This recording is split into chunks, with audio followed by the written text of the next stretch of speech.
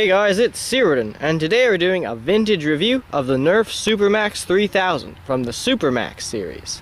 So the Supermaxx 3000 was released in 1999, and like most of the Supermaxx series blasters, it uses air instead of springs to fire the darts.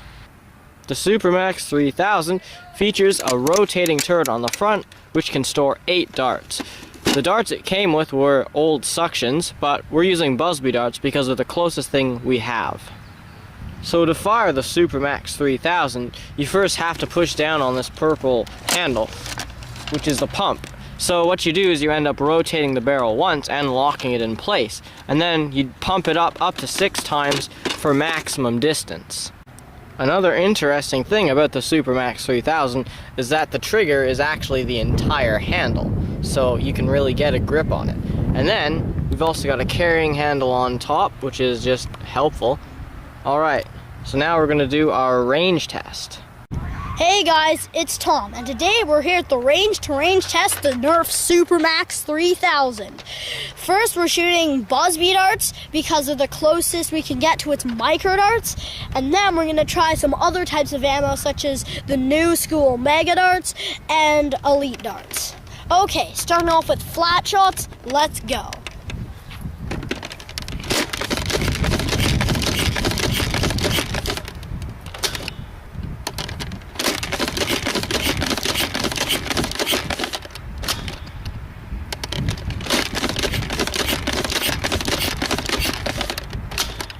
Okay, now angled shots.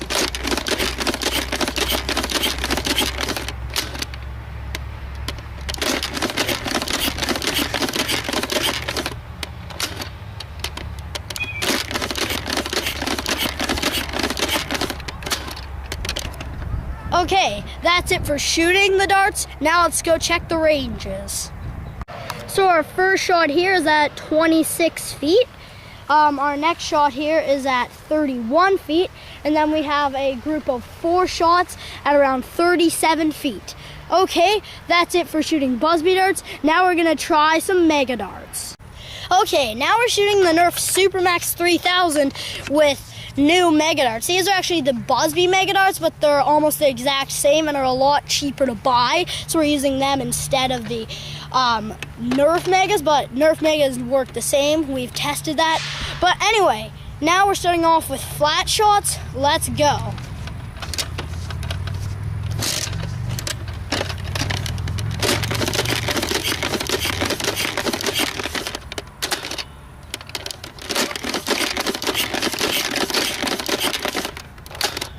Since we didn't bring 6 Nerf or Busby megas down to the range, we're only doing 2 of each shot, flat and angled. Okay, now we're doing angled shots.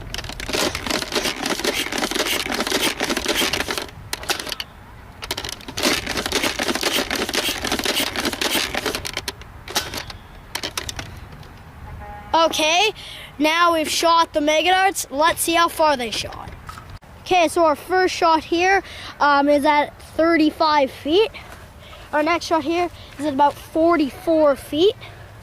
And then our next shot is at about 49 feet. And then way up here, our very last shot is at about 64 feet. Okay, now we're gonna try some elite darts and some other types of ammo. Okay, so now we're shooting the Supermaxx 3000 with elite darts. Since it uses the old school air delivery system, it's not the most consistent with elite darts, but at least it doesn't puncture your darts. Secret shot. Anyways, let's go. Now we're doing flat shots. Okay.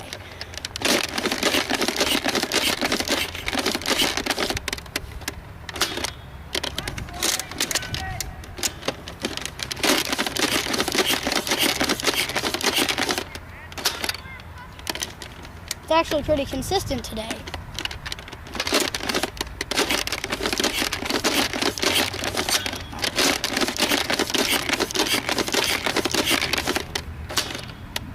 Okay, now angled shots.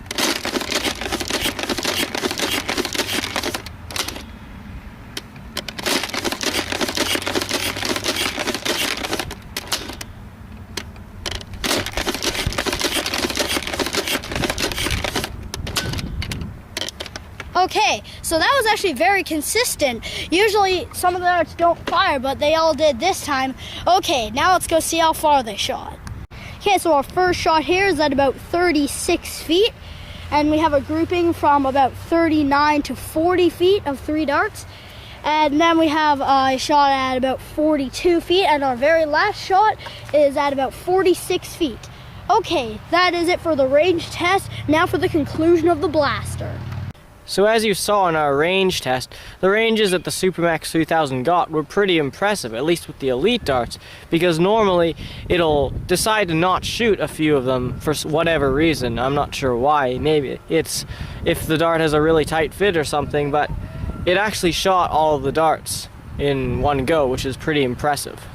There are actually 2 other versions of the Supermaxx 3000.